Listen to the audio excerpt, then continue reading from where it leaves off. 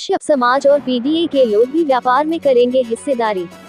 रविवार को कश्यप समाज सेवा समिति प्रजी के तत्वाधान में कश्यप व्यापारी सम्मेलन एवं सम्मान समारोह नेहरू युवा केंद्र बरेली में हुआ, जिसकी अध्यक्षता समाजवादी पार्टी बरेली के जिला अध्यक्ष शिवचरण कश्यप ने की। कार्यक्रम के मुख्य अतिथि पूर्व मंत्री पूर्व MLC doctor Rajpal Kashyap Samajwadi party पिछड़ा वर्ग के प्रदेश अध्यक्ष रहे। और हमारे जिला अध्यक्ष भाई शिवचरण कश्यप जी और द्रोण कश्यप जी और सतराम कश्यप जी और पूरे समाज ने बहुत शानदार व्यापारी सम्मेलन कश्यप व्यापारी सम्मेलन का आयोजन किया। मैं इन लोगों को धन्यवाद देता हूं और जो समस्याएं इन लोगों ने बताई और जो इस समाज की पीड़ाएं हैं, ये समाज जो कश्यप समाज है वो बहुत ही नीचे चला गया। इसका जो प्रमुख रोजगार था वो तो पहले ही छिन चुका। वर्तमान में इनके पास रोजी रोजगार के लिए कोई व्यवस्था नहीं है।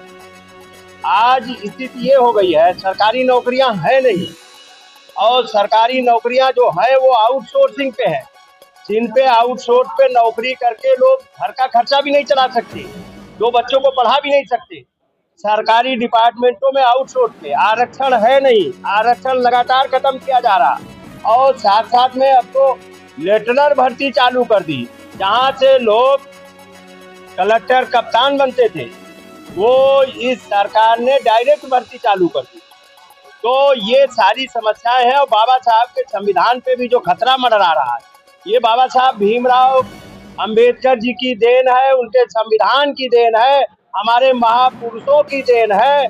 और कि जिन लोगों ने ये हम लोगों को हक अधिकार दिए, उन हक अधिकारों में भी लगातार कटौती की जा रही है। उनकी भी लड़ाई हम लोग लड़ रहे हैं और माननीय अखिलेश यादव जी लगातार पीडीए के माध्यम से पूरे देश में पीडीए को मजबूत कर रहे हैं और पीडीए के तहत हमारे पीडीए के लोग हर क्षेत्र पे कब्जा करेंगे, चाहे राजनीति का क्षेत्र हो, चाहे व्यापार का क्षेत्र हो, चाहे शिक्षा का क्षेत्र हो, चाहे नौकरी का क्षेत्र हो। यही तो लोगों को खल रहा है कि ये अच्छे कपड़े क्यों पहनने लगे, ये व्यापार में क्यों आ गए, ये नौकरी में क्यों आ गए। इसलिए माननीय अखिलेश यादव जी इस पीडीए के सम्मान की लड़ाई लड़ रहे हैं और इनको हर क्षेत्र में मौका मिले, चाहे व्यापार हो, इसमें ये सम्मान से व्यापार कर सके, इनको दिक्कतें ना हो। नहीं तो आज पिछड़ी लोगों को अगर व्यापार कर पाना भी दूभर है, उनको धमकाया जा रहा, डराया जा रहा, उन लोगों के व्यापार भी नहीं चलने दिए जा रहे हैं। बहुत से लोग कहीं छोटा मोटा कोई व्यापार कर रहा, उसको डराया धमकाया जा रहा। इसलिए हम लोग अपनी जागरूकता के लिए, अपने जागरूकता पूरे समाज में जागरूकता के लिए ये हमारी व्यापारी सम्मेलन था, कश्यप व्यापारी सम्मेलन, और जिसमें सब लोगों ने संकल्प लिया है, सभी लोगों ने संकल्प लिया है कि हमारे समाज के साथ में अन्याय अत्याचार होगा तो हम लोग एकजुट होकर चट्टान भरकर उसका लड़के मुकाबला करने का काम करेंगे और हमारे समाज के हक अधिकार जो छीने गए हैं, चाहे वो कश्यप निषाद बिंद समाज का आरक्षण हो, चाहे हमारे महापुरुष महर्षि कश्यप महाराजा निषाद राज की जयंती जो अवकाश माननीय अखिलेश यादव जी ने घोषित किया था, वो आज बंद कर दिया गया। हम लोग ऐसी सरकार को भी हटाएंगे जिस सरकार ने हमारे हक अधिकार छीने हैं, उसकी गद्दी भी कश्यप समाज छीनने का काम करेगा। निश्चित तौर पे आपने सही बात कही। आज बाबा भीमराव अंबेडकर के संविधान की और उन्होंने जो बताया, जो रास्ता दिखाया, उस पर सरकार काम नहीं कर रही। और आज उत्तर प्रदेश में तो कोई कानून ही नहीं है, उत्तर प्रदेश में तो जंगल राज है। मैं नहीं कह रहा हूँ, सुप्रीम कोर्ट कह चुका है, सुप्रीम कोर्ट कह चुका है उत्तर प्रदेश में जंगल राज है। और जिस तरीके की घटनाएं हो रही, लगातार घटनाएं हो रही, रामजी लाल सुमन जो अनुसूचित जाति दलित बिरादरी के लोग थे, उनके साथ में किस तरीके का अन्याय अत्याचार किया, ये कानून है क्या? ये कानून है? गुंडे जाएंगे और किसी की सरकार में जाके किसी की कोठी पे चढ़ जाएंगे, किसी के मकान पे चढ़ जाएंगे क्योंकि वो दलित बिरादरी के है, तो उनके घर पे चले जाएंगे। आज भी मैं अभी देख रहा था, उनके ऊपर हमला किया गया, आज भी हमला किया गया। तो ये कोई अगर और इसी तरीके का हमला हमारी बहन फूलन देवी पे किया गया, वो भी आतंकी घटना से कम घटना नहीं थी, जब वीरांगना फूलन देवी को गोलियों से दिल्ली की राजधानी में पार्लियामेंट से निकली थी और दिल्ली की राजधानी में भून दिया गया, तब भी बीजेपी की सरकार थी। और हत्यारा भी जब छूट के आया तब भी बीजेपी की सरकार है।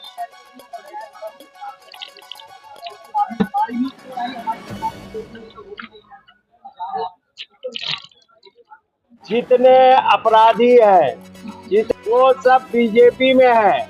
जो इधर उधर थे उनको उन्होंने साबुन से और गंगा जल से छिड़क के अपने दल में ले लिया है, वो भी पवित्र हो गए। अब जो बाहर है वही गुंडे बदमाश है, बता रहे हैं। उनका कहना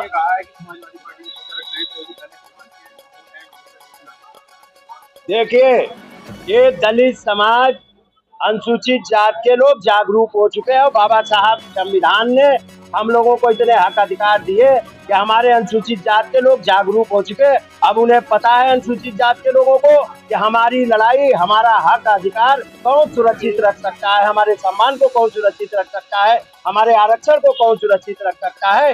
तो वो सब संविधानवादी, बाबा अम्बेडकरवादी और माननीय काशीरामवादी, माननीय मुलायम सिंह यादववादी, लोहियावादी, सब एकजुट होकर चट्टान के साथ में माननीय अखिलेश यादव जी के पीडीए के साथ में खड़े हैं।